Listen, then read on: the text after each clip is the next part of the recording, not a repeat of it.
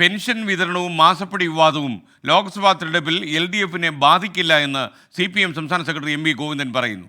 മോദി കേരളത്തിൽ സ്ഥിരതാമസമാക്കിയാലും BJPക്ക് വിജയിക്കാൻ കഴിയില്ല. രാഹുൽ ഗാന്ധി BJP ശക്തി കേന്ദ്രത്തിൽ മത്സരിക്കണം.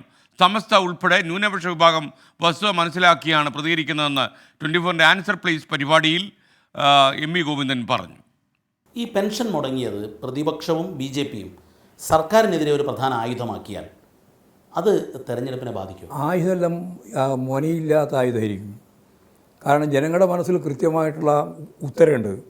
എന്തുകൊണ്ടാണ് ഇത് മുടങ്ങുന്നത്, എന്തുകൊണ്ടാണ് കൊടുക്കാനാവാത്തത്, എന്തുകൊണ്ടാണ് വികസന പ്രവർത്തനത്തിന് ചിലവാക്കേണ്ടുന്ന ഈ ലക്ഷക്കണക്കിന് കോടി ഉറുപ്പിക ഞങ്ങൾക്ക് തരാതിരുന്നത് എന്തുകൊണ്ടാണ് എന്നുള്ള കൃത്യമായ ധാരണയുള്ളവരാണ് കേരളത്തിലെ ജനങ്ങൾ. ഇനി പ്രധാനമന്ത്രി ഇവിടെ തന്നെ താമസിക്കുന്നു, കൊച്ചിയിലോ അല്ലെങ്കിൽ തിരുവനന്തപുരത്തോ താമസിച്ചാലും കേരളത്തിലെ ഇടതുപക്ഷ ജനാധിപത്യ മുന്നണിയെയും അതുപോലെ തന്നെ ഇവിടുത്തെ സംവിധാനത്തെയും തകർത്ത് വർഗീയ ധ്രുവീകരണത്തിലേക്ക് കേരളത്തെ മാറ്റാനാവില്ല എന്നുള്ളതാണ് രാഷ്ട്രീയത്തിൻ്റെ ഏറ്റവും പ്രധാനപ്പെട്ട അടിസ്ഥാനം.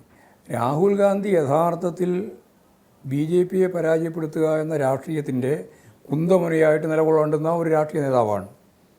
ആ അർത്ഥത്തിൽ അദ്ദേഹം കേരളത്തിലാണോ മത്സരിക്കേണ്ടത്, അല്ല UPയിലാണോ, അല്ലെങ്കിൽ ഹിന്ദി ഹൃദയഭൂമിയുടെ ഏതെങ്കിലും സംസ്ഥാനത്തിൻ്റെ ഭാഗമായിട്ടാണോ എന്നൊക്കെ തീരുമാനിക്കേണ്ടത് അവരാണ്.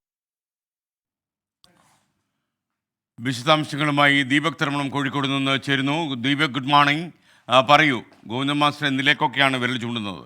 വെരി ഗുഡ് മോർണിംഗ്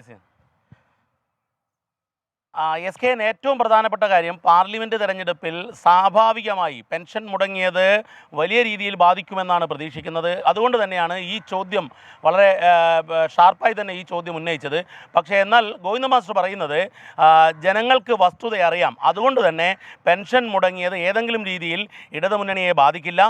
കടമെടുത്തും പെൻഷൻ കൊടുക്കാനുള്ള സാധ്യതയുണ്ടെന്നും അതിനുള്ള ശ്രമം സർക്കാർ നടത്തുമെന്നും നമുക്ക് ലഭ്യമാകുന്ന സൂചന അനുസരിച്ച് അടുത്ത ദിവസം തന്നെ പെൻഷൻ വിതരണം നടന്നേക്കുമെന്നുള്ള ഒരു സൂചന തന്നെയാണ് മാഷയുടെ അഭിമുഖത്തിൽ മനസ്സിലായത് SKN. കാരണം അതിന് ഉള്ള ഒരു കടമെടുക്കാനുള്ള സാഹചര്യം സർക്കാർ ആരായുന്നുണ്ട് എന്നുള്ളതാണ് ഗോവിന്ദ മാഷയുടെ വാക്കുകളിൽ നിന്നും മനസ്സിലായത് SKN.